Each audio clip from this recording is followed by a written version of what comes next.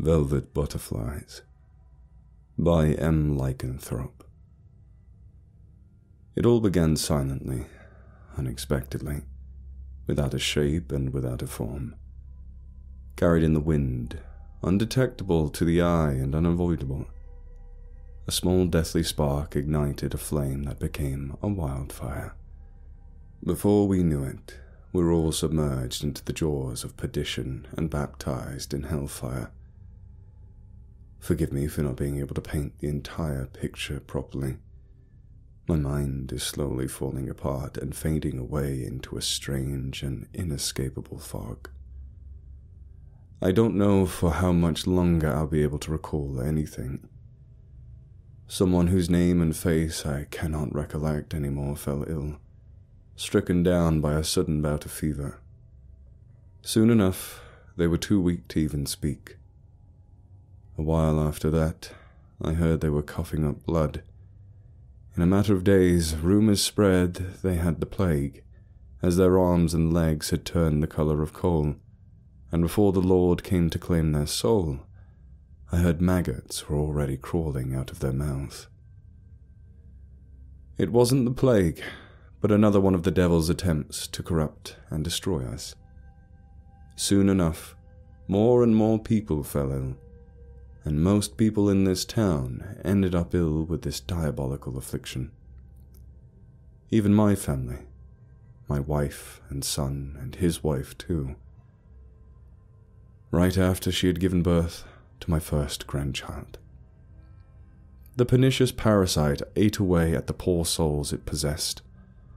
All around me, people withered away as they threw up more and more of their blood, until their mortal bodies could no longer sustain their own weight. Naturally, the still healthy ones turned suspicious, and as more people fell ill and died, we became a more suspicious society. The hospitality which was once common here became a grave sin. Firearms and other weapons morphed from tools to inanimate lovers who would never reciprocate the emotion their owners showed them.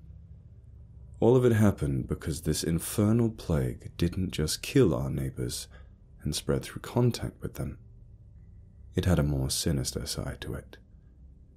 Some of the afflicted became wild like rabid dogs. They lost all sense of humanity and became drunk with an inhuman obsession with the consumption of human flesh. Hell has stolen these poor souls.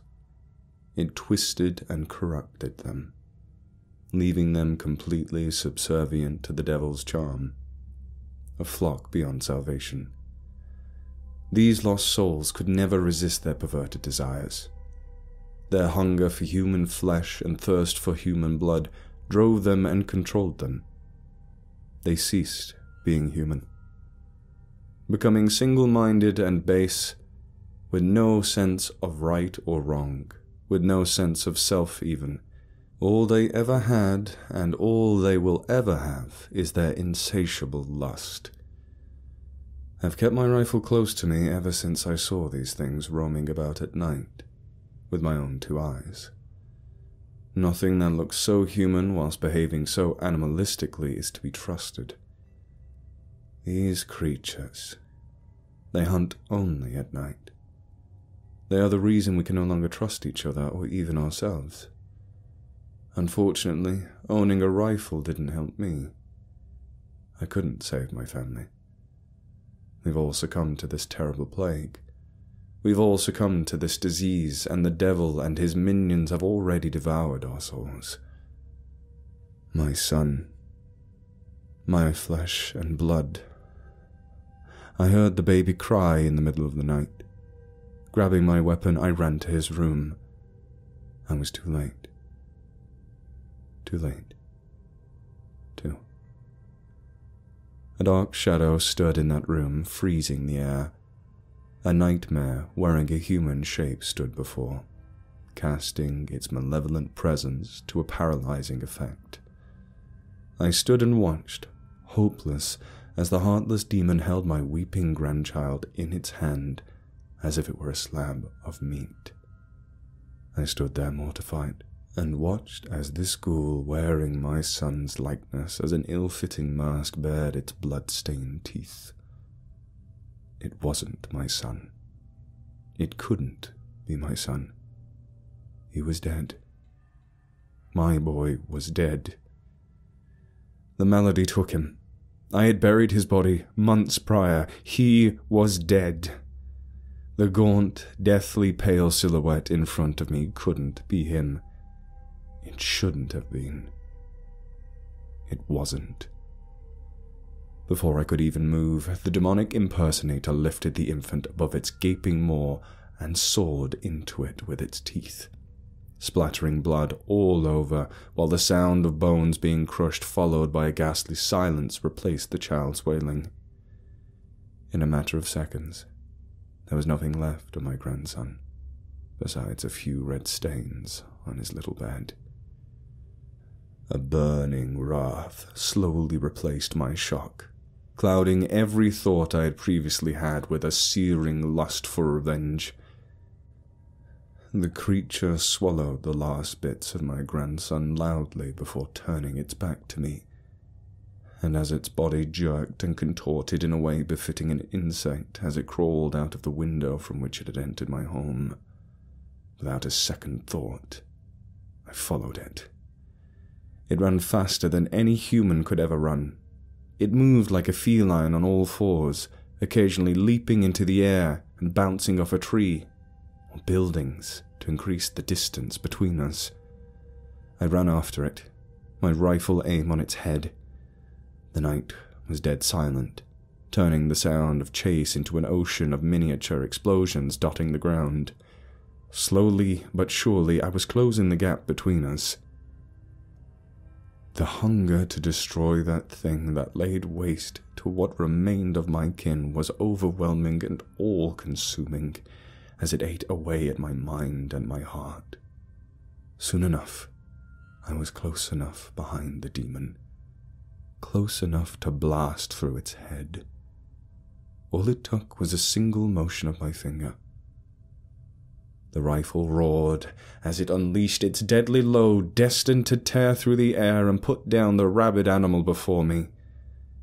In an instant, a crimson rain of blood and skull matter showered the ground whilst the demon fell down into the well in front of him. Lifeless. Still. Finally motionless again. I thought this would sate the hunger, but it did not. Ever since that day, my hunger had only gotten more ravenous. No matter how or what I eat, the hunger and lust for blood won't fade. My condition turns worse with each passing night. Every time I see the moon grace the sky, my heart yearns to leave this human body behind and escape this town in order to begin a new life as a free beast in the wilderness. Occasionally, my cruel passion turns into a paralyzing fear and even forces me to vomit blood. My blood is now filled with worms and maggots. My beautiful, beautiful children writhing and wriggling in my blood. They feed on my blood to grow, to metamorphose into beautiful velvet butterflies. Seeing my children emerge and mature fills me with a wondrous feeling, the same miraculous feeling women must experience whilst they are giving birth. Even though I am now surrounded by legions of my magnificent children, I cannot bask in my happiness for long. The agony accompanying the insatiable hunger that cuts through my viscera and burns the back of my throat quickly overshadows any joy I can still feel. Fortunately, I think I know how to relieve myself of this terrible pain. The other day someone asked if they could use the empty pit in which I laid my son's remains. I permitted them to use it for burial. I'm certain I've seen them lower a casket in there. Just the thought of what they buried there makes me salivate. I'm willing to bet everything that I own that the meat is still fresh. still lush and juicy, overflowing with the sweet wine that carries human life. My God, the taste it all must have.